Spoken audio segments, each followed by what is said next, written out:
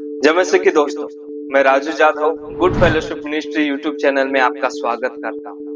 दोस्तों, आज मैं आपको एक ऐसे व्यक्ति की या एक ऐसे राजा की कहानी सुनाने जा रहा हूँ जो केवल 8 वर्ष की आयु में राजा बना, लेकिन उसने पूरे राष्ट्र को जिसका वह राजा बना था उसका पूरा इतिहास बदल दिया और उसका नाम था राजा योशिया। उसका नाम था राजा योशिया। वह ऐसे परिवार में जन्मा था जहां उस परिवार का परमेश्वर से बहुत दूरियां थी। उसके पिता, उसके दादा सब मूर्ति पूजा में डूबे हुए थे और उसकी वजह से पूरे देश में अधर्म फैल चुका था। लेकिन बाइबल कहती है दूसरा राजा 22 अध्याय और दूसरे वचन में वहां लिखा है, उसने वही किया जो यहोवा की दृष्टि में ठीक था। सोचिए, 16 वर्ष की आयु में उसने परमेश्वर को खोजना शुरू कर दिया। मात्र 16 वर्ष की आयु में उसने परमेश्वर को खोजना शुरू कर दिया। वो 8 वर्ष की आयु में राजा बना और 16 वर्ष की आयु में परमेश्वर को खोजना शुरू किया। मेरे प्रियो, यहाँ पर हम देखते हैं योशिया राजा का जो बैकग्राउंड या फिर उसका परिवार उतना सही नहीं था। उसकी परिस्थिति भी विपरीत हो सकती है, लेकिन फिर भी उसने अपने दादा, अपने पिता के रास्तों को नहीं अपनाया। उसने सच्चे परमेश्वर को खोजने का रास्ता अपनाया। आज मैं आपको कहना चाहता हूं, आपका परिवार, आपका समाज, आपकी परिस्थिति आपका भविष्य तय नहीं करता है। आपका एक निर्णय, आपका सच्चा निर्णय आपका भविष्य को तय करता है। मैं आपको कहना चाहता हूं, आज भी एक समर्पित युवा अपने समाज और देश में परिवर्तन, बदलाव और बेदारी ला सकता है। जैसे योशिया छोटी उम्र में परमेश्वर को खोजा और उसका परिणाम आगे हम इस भाग में देखेंगे। 20 वर्ष की आयु में उसने मंदिर की मरम्मत करवाई। 20 वर्ष की आयु में उसने मंदिर की मरम्मत करवाई और वहीं पर एक बहुत अद्भुत चमत्कार हुआ, एक बड़ा काम हुआ। वो क्या था कि मंदिर की साफ सफाई कराते समय, मंदिर की मरम्मत करवाते समय वहां पर उससे उनके लोगों को परमेश्वर का वचन मिला, व्यवस्था की पुस्तक मिली, तौरह मिली। और जब वह वचन पढ़ा गया तो उसने उसे सुन करके अपने कपड़े फाड़ लिए, अपने वस्त्र को फाड़ा। क्यों उसने अपने वस्त्रों को फाड़ा? क्योंकि उसे एहसास हुआ, वो जान गया परमेश्वर के वचन जो उसे मिला था, उसे सुन करके उसे एहसास हुआ कि उसका राष्ट्र, उसका देश परमेश्वर से कितना दूर हो गया है, कितना दूर हो चुका है। योशिया यहाँ पर पश्चाताप करता है। मेरे प्रियो, मैं आपको कहना चाहता हूँ, आज हमारे क्षेत्र में, हमारे आसपास में कई बड़े बड़े कार्यक्रम होते हैं, बड़े बड़े कन्वेंशंस होते हैं, लेकिन मैं आपको कहना चाहता हूँ, जागृति, बेदारी, बदलाव कार्यक्रमों से नहीं आती है, नाचने गाने से नहीं आती है, दिखावा करने से नहीं आती है। जागृति आती है जब वचन दिल को छू ले, जब वचन मन को छू करके उसके अंदर काम करने लग जाए ना, तब अद्भुत बेदारी भी आती है, जागृति भी आती है। आज ये बाइबल हमारे हाथ में, हमारे मोबाइलों में, हमारे घर में, लेकिन क्या इस बाइबल का वचन हमारे मन में है? क्या ये बाइबल का वचन हमारे जीवन को छूता है, इसे बदलता है? जब तक ये वचन हमारे जीवन में काम नहीं करेंगे, तब तक हम सच्चा बदलाव, सच्चा परमेश्वर के वचन की सामर्थ्य को अनुभव नहीं कर सकते। जैसे योशिया ने वचन को सुना और उसने सच्चा पश्चाताप किया। आज वचन के द्वारा आपका मन बदलना चाहिए। वचन सुन करके आपको पश्चाताप होना है और आपका जीवन बदलना चाहिए। योशिया सिर्फ अपने कपड़े फाड़कर रोया नहीं, उसने उसके बाद एक कदम उठाया। उसने उसके देश में जो जो मूर्तियां थी उसे तोड़ डाली, जो झूठे देवताओं की वेदियां थी उसे गिराई, उसे गिरा दिया। उसने वहां की परिस्थिति से समझौता नहीं किया। वहां जो उसके देश को परमेश्वर से दूर लेकर जा रहे थे, उन चीजों को उसने दूर किया। आज मैं आपको कुछ बातें कहना चाहता हूं। मैं आज आपको बताना चाहता हूं कि यदि जागृति चाहिए, यदि बदलाव चाहिए, यदि बेदारी चाहिए, तो आज हमें भी हमारे अंदर की मूर्तियों को तोड़ना होगा। हमारे अंदर जो बातें वास करके बैठी है, उससे हटाना होगा। क्या है हमारे अंदर ऐसी मूर्तियां? क्या है ऐसी बातें जो हमें हटाने की जरूरत है? मैं आपको कहना चाहता हूं, धन का लोभ हो सकता है, धन का लालच, उसे हटाना होगा। हमारे अंदर गुस्सा होगा, जलन होगी, ईर्ष्या होगी, उसको हटाना है। और अगर हमें प्रसिद्धि की चाह है, हमें बड़े बनने की एक लालसा है, उसे हटाना होगा। हमारे अंदर के घमंड को हमें हटाना होगा।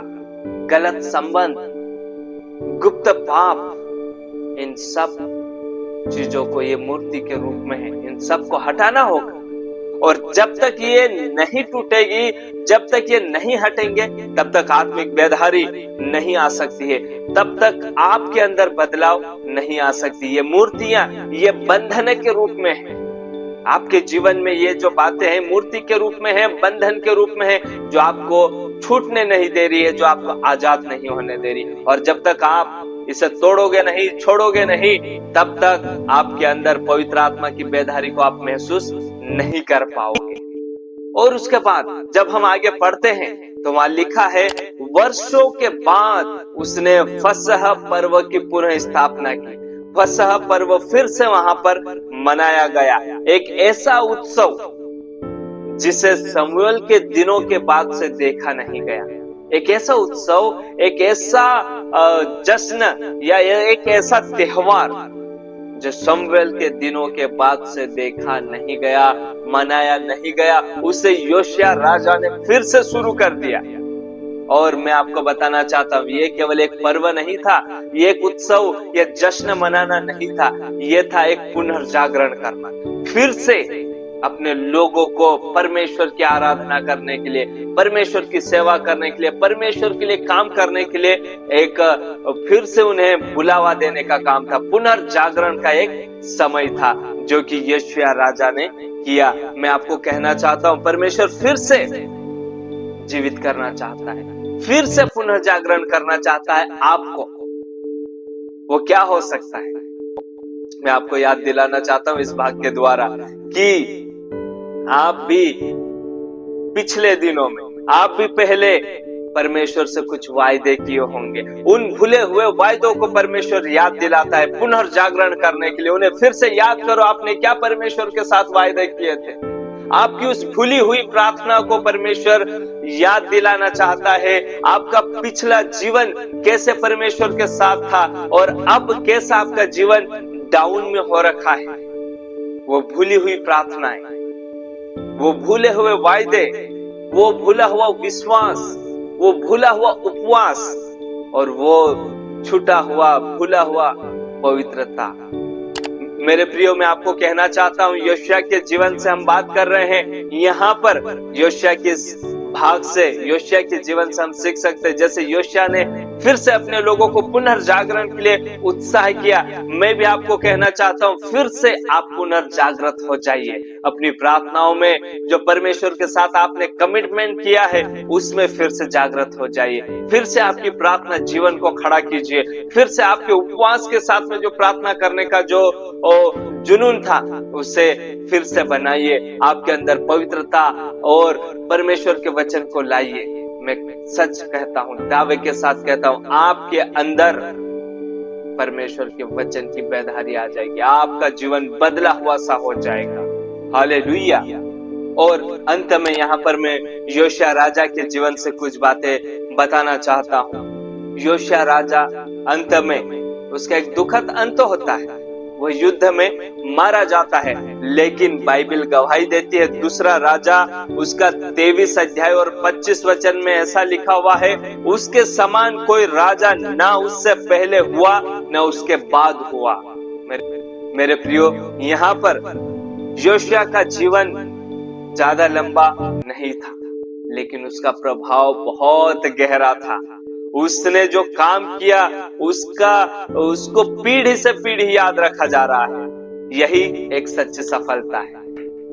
मेरे प्रियो, यहाँ पर मैं आपको बताना चाहता हूँ कि आपका जीवन लंबा हो या छोटा हो, उससे फर्क नहीं पड़ता है।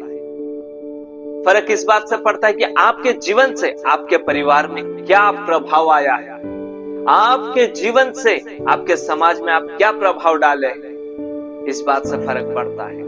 आपका जीवन कैसे लोगों के लिए प्रेरणा बन सकता है, इस बात को याद रखिए। मैं कहना चाहता हूँ यही एक सच्ची सफलता है। एक मनुष्य जीवन अगर सफल होना चाहता है तो वो कुछ अपने समाज और अपने लोगों के लिए अच्छा प्रभाव छोड़ के जाए, अपने समाज के लिए कुछ अच्छा करके जाए। यही उसकी सच्ची सफलता है, यही उसके जीवन का एक अच्छा अंत हम बोल सकते हैं। और सबसे बड़ी बात, जब परमेश्वर आपके बारे में गवाही दे, जैसे योशिया के बारे में कहता है कि उसके समान ना कोई राजा था, ना उसके बाद ऐसा कोई राजा हुआ।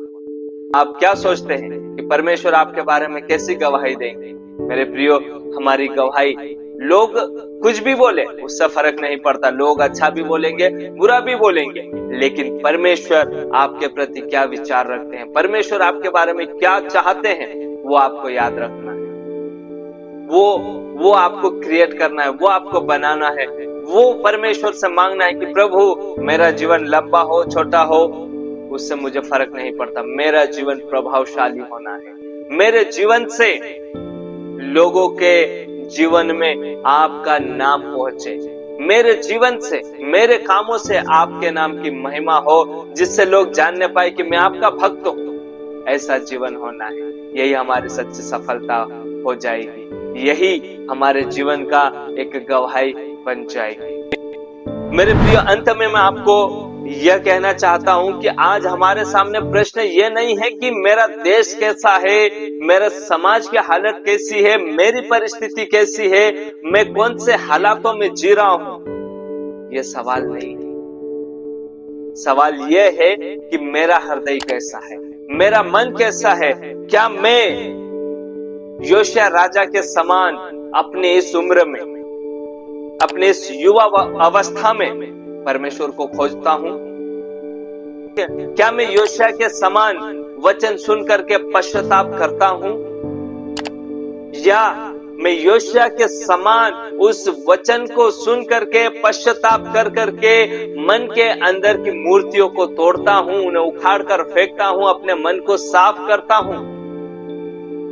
या मैं योशिया के समान, जैसे उसने अपने राष्ट्र में पुनर्जागरण लेके आया और अपने देश में बदलाव लेके आया, क्या मैं अपने घर में, अपने परिवार में, अपने समाज में जागृति ला रहा हूं या ला पाऊंगा? क्या मेरा मन तैयार है? क्या मैं कैसा हूं? आप इस बात के ऊपर गौर कीजिए। और अगर आप चाहते हैं कि मैं भी ऐसा चाहूं कि परमेश्वर मेरे जीवन को भी योशिया राजा के समान कर दे, तो अभी मेरे साथ प्रार्थना कीजिए। मैं आपके लिए एक छोटी प्रार्थना करना चाहता हूं। आप मेरे साथ इस प्रार्थना को दोहरा सकते हैं, मेरे पीछे बोल सकते हैं। प्रार्थना करेंगे। हे प्रभु यीशु, आज मेरे जीवन से हर प्रकार की मूर्ति हटा दे, मुझे शुद्ध कर, मेरे घर में जागृति आरंभ कर, मेरे परिवार में बदलाव आने दे, मेरे समाज में सुधार आने दे, मुझे योशिया के जैसा बना दे परमेश्वर, जो तुझसे पूरा मन से प्रेम करता था, जो तेरा खोजी बना था, वैसे ही मुझे भी बना दे। मैं भी तुझसे प्रेम करूं, तेरा खोजी बन जाऊं, तेरे वचन का पालन करने वाला बन जाऊं, अपने समाज और अपने देश और अपने परिवार का अगुवाई करने वाला बन जाऊं। यीशु मसीह, आप मुझे मदद कर, मेरे अंदर आपके वचन आने दे और उन वचनों के द्वारा आपकी पवित्र आत्मा की बेधारी आने दे। मुझे मदद कर राजा, मैं तेरे लिए तैयार हूं। प्रभु, प्रार्थना सुना उसके लिए धन्यवाद। प्रार्थना प्रभु यीशु मसीह के नाम से मांगते, आमीन। मेरे प्रियो, यदि आपको यह संदेश आशीष दे रहा है, आपके मन को छुआ है, तो इसे शेयर कीजिए ताकि कोई और इस संदेश को सुन करके योशिया की तरह अपने देश और अपने समाज के लिए जाग उठे, अपने लोगों के लिए बेदारी लाने वाला, बदलाव लाने वाला बन सके, अपने लोगों के लिए बदलाव लाने वाला, अपने लोगों में एक अच्छा प्रभाव लाने वाला बन सके। इसलिए इस वीडियो को अधिक से अधिक शेयर करें, चैनल को सब्सक्राइब करें, लाइक करें और कमेंट करें। प्रभु आपको बहुत आयत की आशीष दे।